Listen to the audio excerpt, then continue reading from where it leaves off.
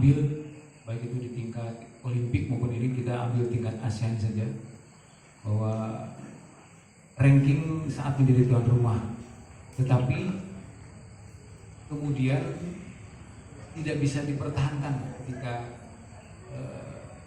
setelah tidak menjadi tuan rumah. Dulu kita berjaya di tingkat Asia Tenggara pada saat sebelum reformasi. Kita gabung dengan Asian Games atau dengan SEA Games, itu senantiasa bisa menjadi yang terbaik. Paling jeleknya menjadi runner up, bersaing dengan Thailand pada saat itu. Jadi tuan rumah, kemudian prestasinya anjlok lagi. Terakhir saja kemarin kita ada di posisi keempat atau kelima pada saat di Filipina. Nah itu tuan rumah berpengaruh terhadap prestasi yang diraih. Jangan terpengaruh dengan apa yang kemudian terbiasa dilakukan oleh daerah-daerah lain, seperti itu. Kemudian sama di Pekan Olahraga Nasional pun seperti itu. Ketika kemudian Jawa Barat kemarin menjadi tuan rumah, menjadi yang terbaik. Tapi sebelumnya kita tidak pernah, bahkan sebelum di Rio itu lumayan, alhamdulillah kita menjadi ranking kedua. Tapi sebelumnya di Kalimantan Timur, kemudian juga di Palembang, itu kita berada di posisi yang keempat ketika tidak menjadi tuan rumah. Nah, jadi sedikit kembali bahwa tuan rumah itu berpengaruh terhadap peningkatan prestasi. Tapi selanjutnya kita persingkat bahwa bagaimana prestasi yang berkaitan dengan Kota Depok nanti. Nah, di Jawa Barat pada PON 20 di Papua, ini Kota Depok berkontribusi sebesar apa terhadap keberhasilan PON nanti di Papua. Jadi dalam data berapa kurang lebih atlet yang dikontribusikan dari Kota Depok terhadap Jawa Barat untuk mengukur kemudian salah satu parameter ketika kemudian kita punya target 10 besar.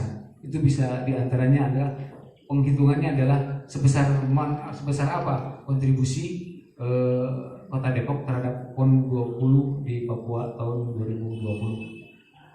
Nah, kemudian nanti kaitannya adalah keberhasilan Kota Depok di Porprov yang ke-14 tahun 2022, yaitu di Bandung Barat, Kabupaten Subang, dan Kabupaten Ciamis. Itu normatif, undang-undang SKN, kemudian ada RT dan peraturan pemerintah. Nah, dalam menghadapi bagaimana strategi menghadapi Porprov 2022 berdasarkan kajian sport intelijen.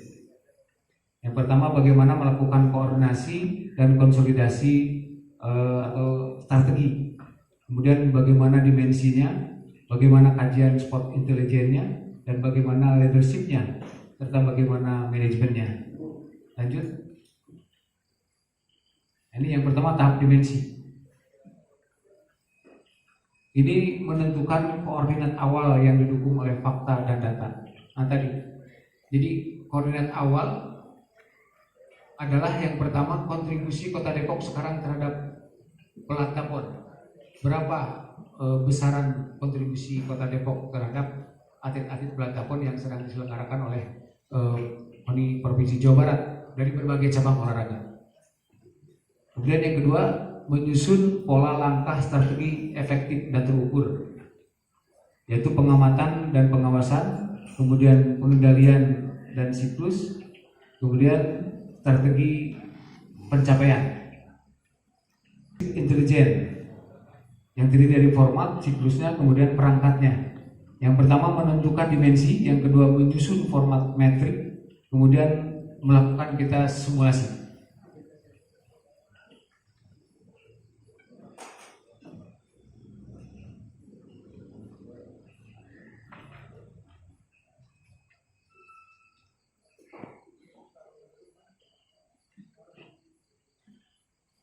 Selanjutnya tentang siklus, yaitu siklusnya perencanaan yang tadi secara sistematik sudah dilakukan oleh KONI Kota Depok seperti disampaikan oleh Pak Kadis tadi.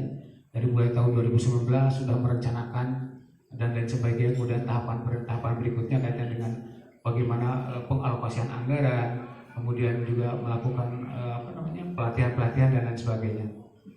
Kemudian pengumpulan data dan keterangan. Nah, ini perlu. Pengumpulan data juga ini modal termasuk data-data kekuatan lawan. Jadi tidak sendiri.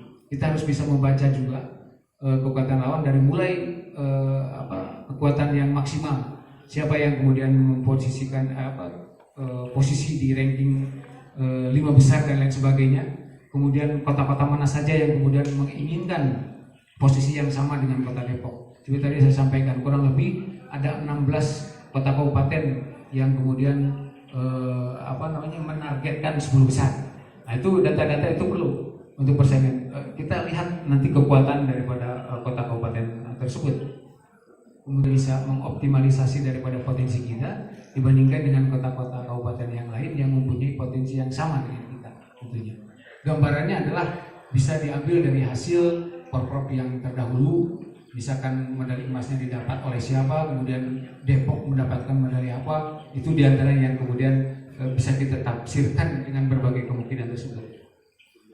Kemudian perangkatnya, diantaranya adalah sistem IT secara tertutup. Nah, ini mungkin rahasia masing-masing kota. Ketika kemudian kita mempunyai database dengan tentunya dengan sistem ATI, tetapi itu tertutup, itu untuk bahan evaluasi kita. Jadi kita upayakan kita bisa menyerap informasi atau data-data dari kota lain. Tapi bagaimana caranya data kita tidak terserap oleh kota kabupaten lain. Kemudian ada penelusuran data dan fakta. Nah, itu tadi masih sama lah, menelusuri mengenai data-data kekuatan lawan dan fakta-faktanya. Kemudian ada kemampuan SDM yang tidak terpengaruh oleh lingkungan. Nah, jadi maksudnya gini, contoh saja seperti sekarang, Depok sudah melakukan pemusatan latihan, kemudian situasi kondisi seperti ini. Nah, tentunya diharapkan para atlet tidak terpengaruh, tapi diatur sedemikian rupa oleh para pelatih, para pembina di Binpres, bagaimana caranya bahwa atlet tersebut tidak terpengaruh dengan situasi COVID lah, contohnya seperti itu. Termasuk juga situasi lingkungan secara umum, agar mereka tetap fokus untuk melakukan pemusatan latihan. Kemudian menentukan materi dan energi. Nah, ini juga perlu karena memang materi-materi latihan itu tentunya pasti harus dipersiapkan oleh Binpres. Dan bagaimana untuk menyatukan energinya tentu energi yang positif yang kemudian bisa memotivasi para atlet untuk tetap melakukan latihan-latihan sesuai dengan materi yang diberikan oleh para pelatih dan bisa mengoptimalisasi daripada energi tersebut. Lanjut, ini manajemen. Jadi ada indikator, kemudian target, sasaran, bentuk kegiatan, anggaran yang dibutuhkan, kapan dilaksanakannya, siapa yang bertanggung jawab. Pertama, indikator. Ketika kita mempunyai target, kemudian untuk memenuhi target tersebut tentunya kita harus mempunyai beberapa indikator. Jadi tidak kemudian sembarangan saja kita menargetkan gitu, tapi tidak punya indikator kekuatan untuk kemudian mewujudkan daripada target tersebut. Pasti ada indikasi-indikasi yang harus kita perlihatkan, terutama kepada pihak-pihak yang kemudian meyakinkan pada pihak-pihak tertentu, terutama yang kemudian nanti akan memberikan dorongan berbagai hal termasuk finansial. Kemudian target. Nah, target ini sudah jelas sudah dibuat bahwa targetnya adalah 10 besar. Walaupun dengan 41 medali emas itu yakin akan lebih tinggi daripada 10 besar. Kemungkinan bisa 7 besar bahkan bisa 6 besar kalau mencapai 41. Karena 41 itu ada di persentase kurang lebih berapa persen gitu. Jadi nomor yang dipertandingkan Pak Fajar.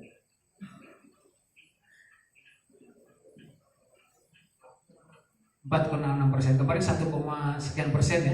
Kalau di persentase nanti dilihat lah. Kita mundur lagi. Nah, itu target. Jadi target 10 besar memang tidak muluk sebetulnya, tapi potensi sebetulnya Kota Depok ini lebih tinggi daripada 10 besar. Kemungkinan bisa 7 bahkan 6 besar gitu kan. Nah, kemudian ini sasarannya sudah jelas. Kemudian bentuk kegiatannya kita melakukan pemusatan latihan, kemudian memotivasi hal yang lain seperti halnya mungkin secara ada tes fisik, ada tes kesehatan, kemudian juga ada tes psikologis untuk lebih memantapkan bukan hanya masalah teknis yang kemudian kita tingkatkan kemampuannya, tetapi bentuk-bentuk kegiatan yang lain yang bisa mendongkrak daripada kemampuan atlet tersebut. Kemudian anggaran yang dibutuhkan tadi disampaikan bahwa setiap tahun itu anggaran harus meningkat. Idealnya seperti itu karena memang beban makin bertambah. Contoh saja pada tahun 2020 ini kan mungkin hanya pemusatan latihan dan menentukan daripada atlet-atlet dari setiap cabur yang akan kemudian dipersiapkan dalam babak kualifikasi. Tapi untuk tahun 2021 itu jelas kita ada beban tahun 2021. Itu harus tersampaikan seperti tadi disampaikan. Alhamdulillah bahwa respon dari pihak pemerintah baik eksekutif maupun legislatif luar biasa. Jangan sia-siakan kesempatan itu oleh Pak Amri dan kawan-kawan, termasuk oleh cabur-cabur untuk bisa membuktikan bahwa anggaran yang dibutuhkan harus tersampaikan. Ketika kemudian dari 8 sekian menjadi 9, ya tentunya melihat dari idealnya tahapan, kemudian beban yang kemudian akan kita alami di tahun 2021 itu belum cukup ideal. Jadi diharapkan lebih dari apa yang tadi sudah disampaikan oleh pihak pemerintah. Tadi katanya ada di anggaran biaya tambahan, mudah-mudahan itu bisa terrealisasi. Karena memang di tahun 2021 cukup memerlukan anggaran yang cukup besar untuk bisa mengoptimalisasi daripada kegiatan yang dilakukan untuk bisa mencapai target. Termasuk nanti di tahun H-nya tahun 2022 itu tentunya akan meningkat lagi karena beban kebutuhan seperti yang pernah dialami pada pola-pola sebelumnya pasti lebih besar daripada tahun sebelumnya. Untuk terjun ke lapangan untuk bertempur, kita memerlukan amunisi dan lain sebagainya, perlengkapan dan lain sebagainya. Kemudian kapan dilaksanakannya ya tentunya itu ini manajemennya ini ya, pengaturan manajemen. Itu sudah ada jadwalnya dan lain sebagainya disesuaikan dengan apa yang sudah ditentukan nanti oleh penyelenggara kegiatan tersebut. Kemudian siapa yang bertanggung jawab? Ini yang pertama yang bertanggung jawab mengenai secara umum dan bertanggung jawab mengenai anggaran sudah jelas itu pemerintah.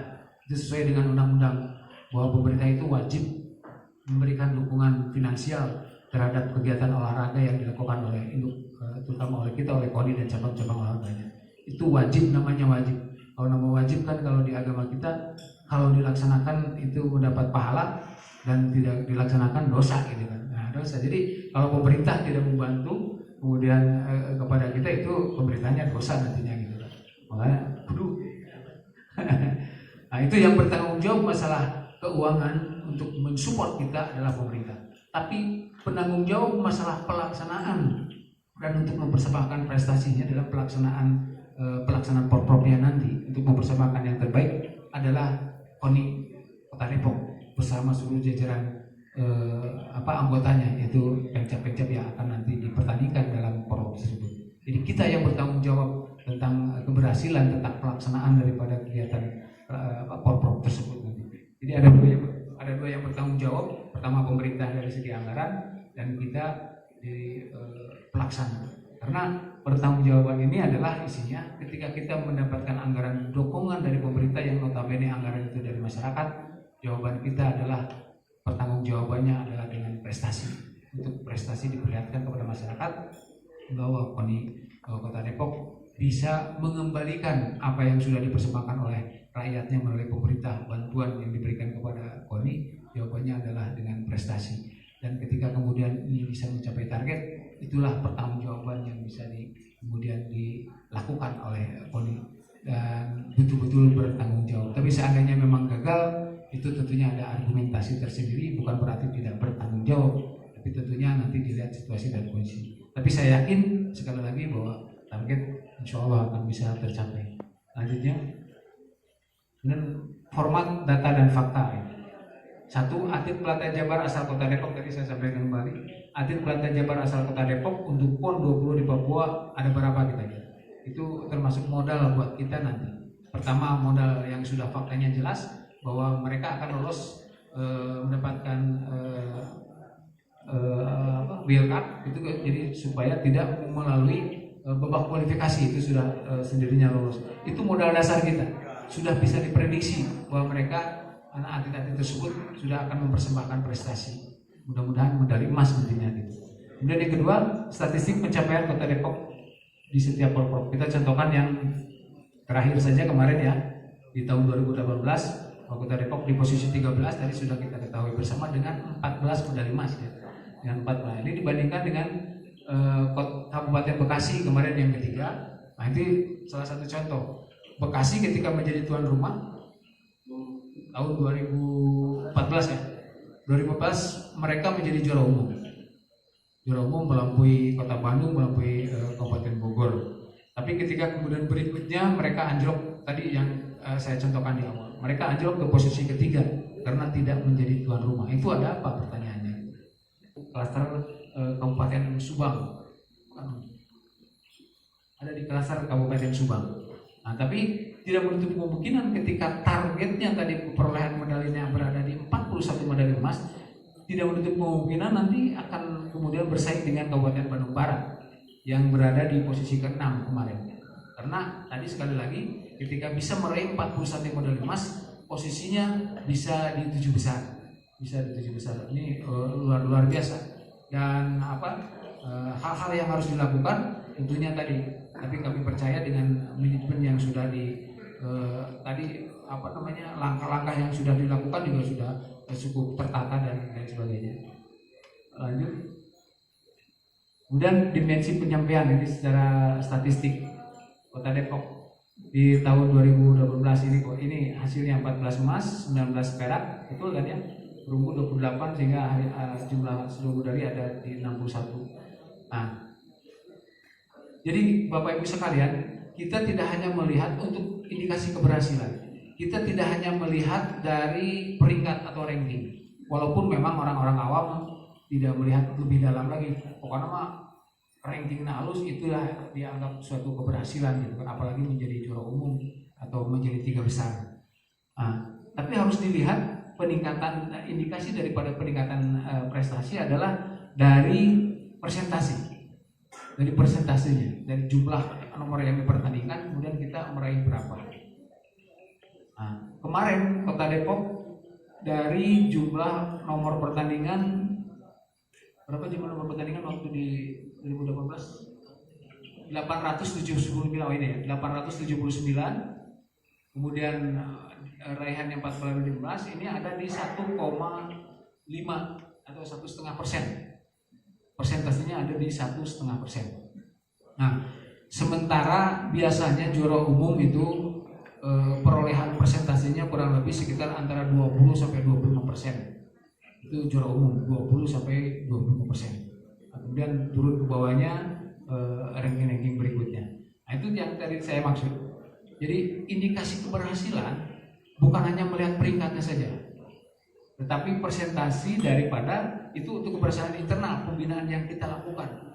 Kalau ranking kan hanya untuk publis, diperlihatkan bahwa kita mendapatkan ranking sekian dan lain sebagainya.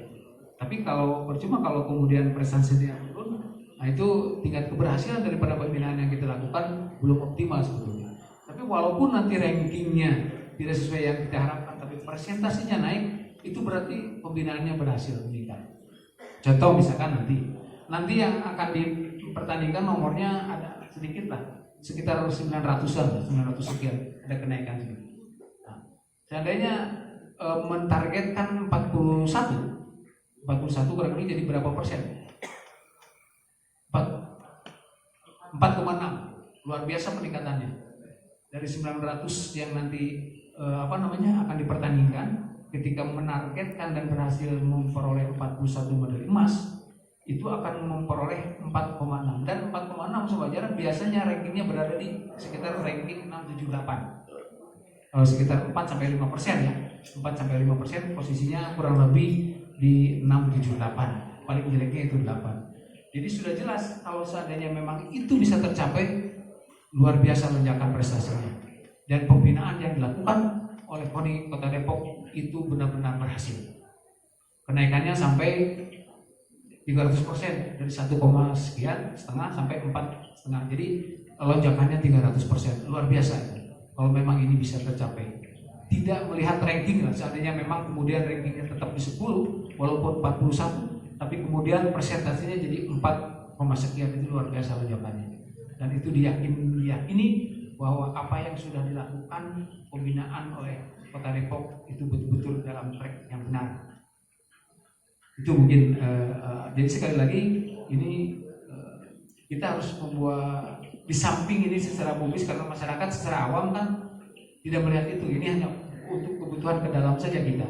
Tapi masyarakat pasti melihatnya ke sini, melihatnya ke ranking. Tapi keberhasilan itu untuk catatan kita di dalam mengenai persentase. Wah, yang jelas orang yang paham dengan masalah pembinaan ketika ada peningkatan prestasi, itulah indikator atau salah satu indikasi keberhasilan pembinaan yang dilakukan. Di beberapa kota kabupaten, Bandung Barat, Kabupaten Subang, Kabupaten Tasik, Kabupaten Ciamis sebagai penyangga. Jadi awalnya 3 kota utama, yaitu Bandung Barat, Kabupaten Subang, dan Kota Tasik.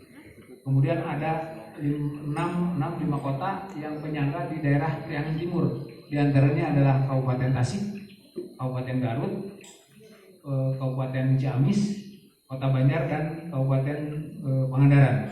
Itu sebagai penyangga daripada Kota Tasik. Hanya kebetulan di Kota Tasik ada persoalan internal baik di pemerintahannya maupun di KONI-nya, sehingga Kota Tasik tidak bisa melanjutkan perannya sebagai tuan rumah utama di wilayah Priangan Timur. Perannya di take over oleh Kabupaten Ciamis, termasuk masalah open dan closing ceremony untuk pembukaan dan penutupan upacara. Itu akan diambil alih oleh Ciamis karena ada persoalan. Begitupun beberapa cabang olahraganya juga dipindahkan ke Ciamis, baik itu dari Tasik maupun dari kota-kota yang lainnya, termasuk Subang. Karena Ciamis alhamdulillah begitu semangat, komitmen bupatinya luar biasa, Pak Amri, itu mereka siap untuk melaksanakan yang tadinya harus di kewajiban daripada Kota Tasik. Hanya memang sedemikian semangatnya sehingga mereka minta beberapa cabang olahraga untuk ditarik. Ada beberapa cabang olahraga, diantaranya ada wushu, ada muay thai, tenis meja, dan lain sebagainya, itu berpindah ke Ciamis. Hanya mungkin yang sedikit menjadi kendala bagi kita, Pak termasuk Depok. Ketika penyebaran seperti ini, mungkin ada kendala masalah monitoring yang harus kita lakukan. Karena biasanya di satu kota, bahkan selain ini ada beberapa cabang olahraga yang dilaksanakan juga di Kota Bandung. Seperti yang tuan rumahnya Bandung Barat, squash diantaranya, bowling dan sepatu roda itu akan dilaksanakan di Kota Bandung. Jadi menambah jarak juga untuk melakukan monitoring. Terbayang dari Bandung Barat, kemudian Subang, dan kemudian ke Priangan Timur, itu harus betul-betul ada tim khusus untuk kemudian melakukan monitoring, atau bahkan mungkin bisa ada korwil ya, monitoring di tiap koordinator wilayah supaya tidak berber kesana kemari gitu kan. Tim monitoringnya ada yang ditugaskan. Itu memang cukup kendala karena baru mengenai penyebaran tuan rumah. Pertamanya adalah untuk antisipasi ketika kemudian tadi tuan rumah tunggal senantiasa menginginkan kalau memang mereka punya SDM dan kemudian anggarannya memungkinkan, seperti kemarin Kabupaten Bekasi dan Kabupaten Bogor, itu mereka ingin menjadi yang terbaik. Bukan hanya sukses penyelenggaraan, tapi sukses prestasi menjadi juara umum. Dan itu bisa dilakukan oleh Kabupaten Bekasi kemarin dan Kabupaten Bogor.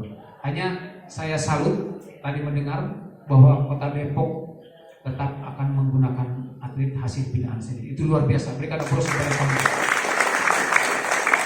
Karena biasanya yang dilakukan terutama oleh tuan rumah melakukan segala cara lah pokoknya disahkan untuk menjadi yang terbaik, hanya untuk gengsi sesaat, hanya untuk gengsi sesaat, tidak ada kebanggaan.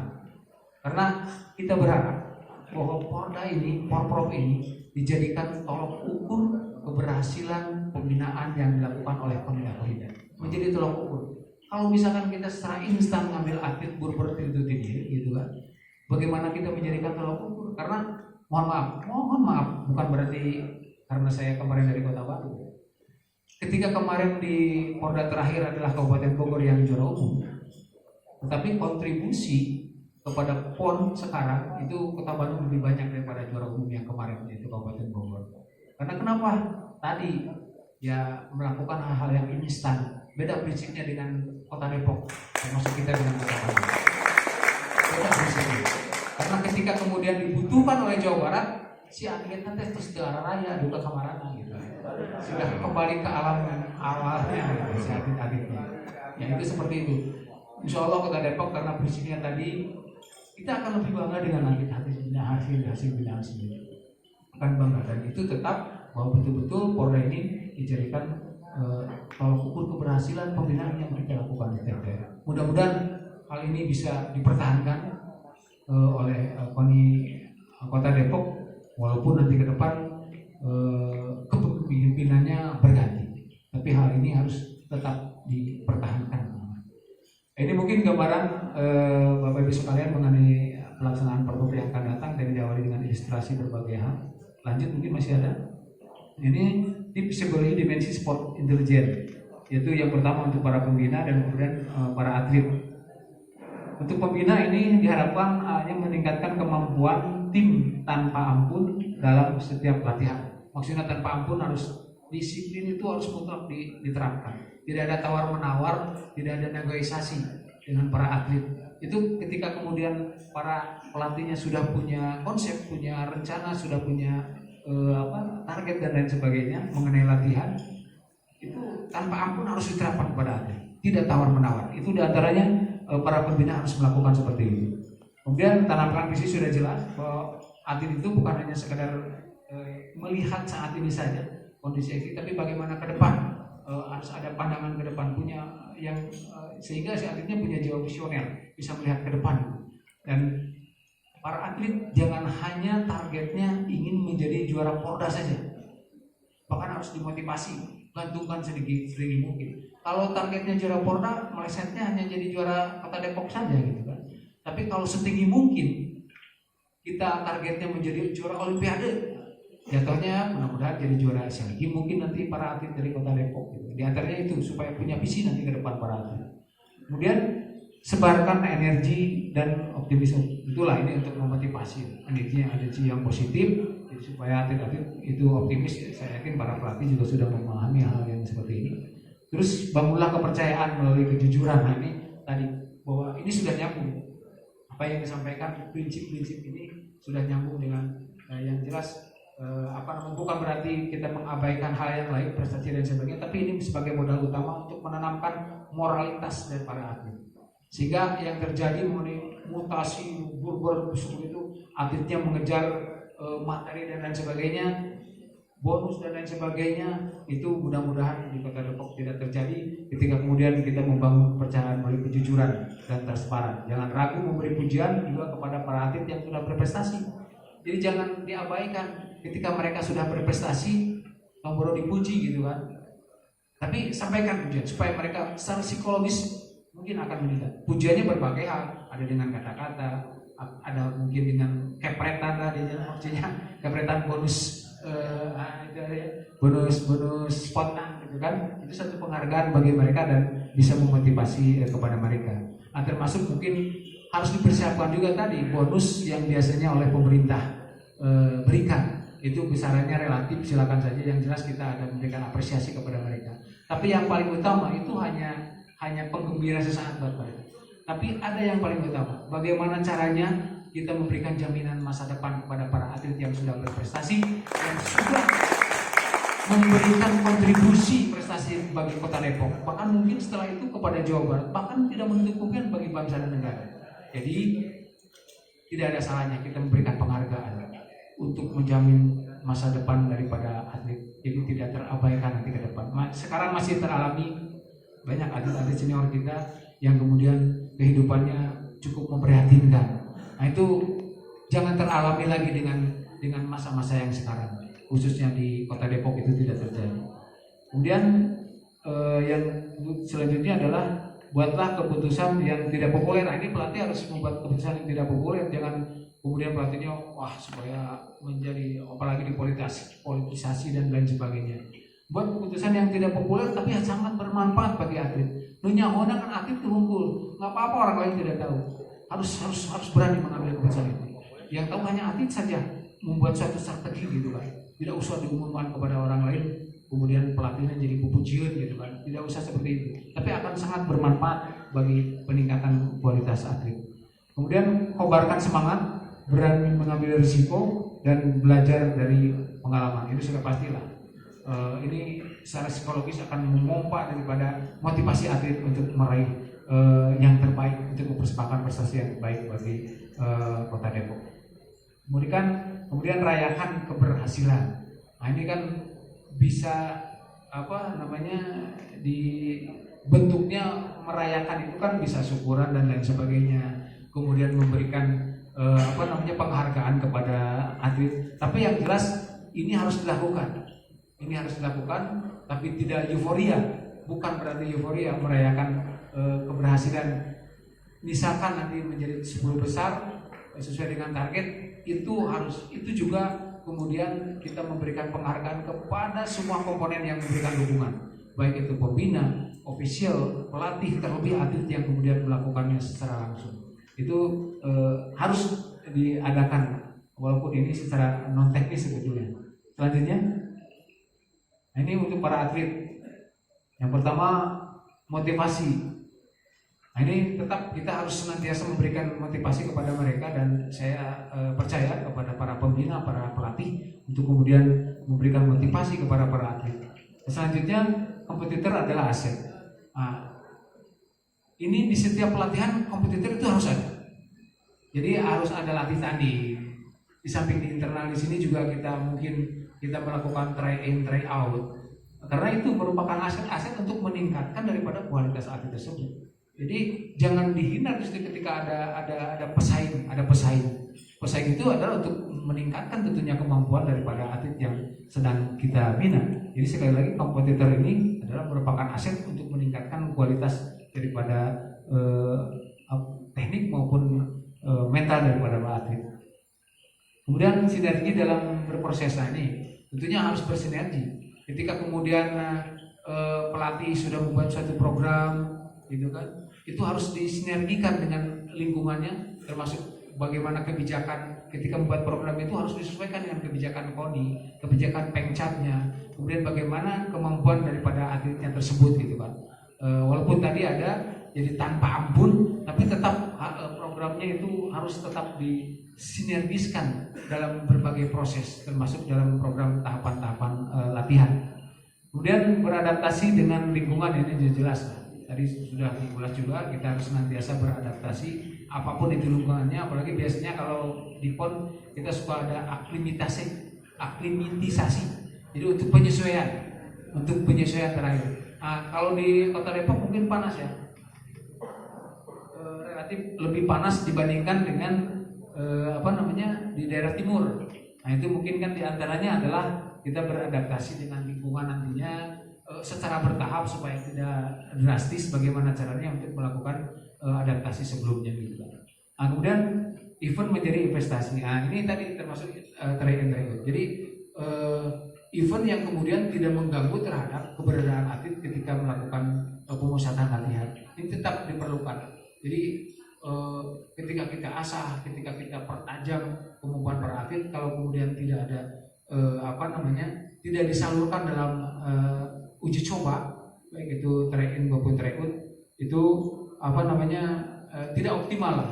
Jadi manfaatnya sangat besar ketika kemudian event juga menjadi investasi untuk meningkatkan para atlet ketika mereka sedang melakukan latihan. Jadi ibaratkan kalau mata pisau terus diasah, disekutan tapi tidak dipergunakan, itu kan akan membahayakan juga kalau tidak tersalurkan gitu ya. Itu seperti itulah kurang lebih ilustrasinya. Kemudian kemenangan dalam multi event merupakan harga diri. Nah, ini perbedaannya. Ketika di single event ini tidak begitu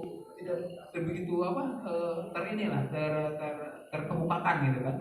Kemenangan dalam multi event merupakan harga diri, karena yang dibawa bukan hanya nama caburnya saja, tapi nama pemerintah, nama KONI, nama pemerintah, juga nama masyarakat Kota Depok secara keseluruhan.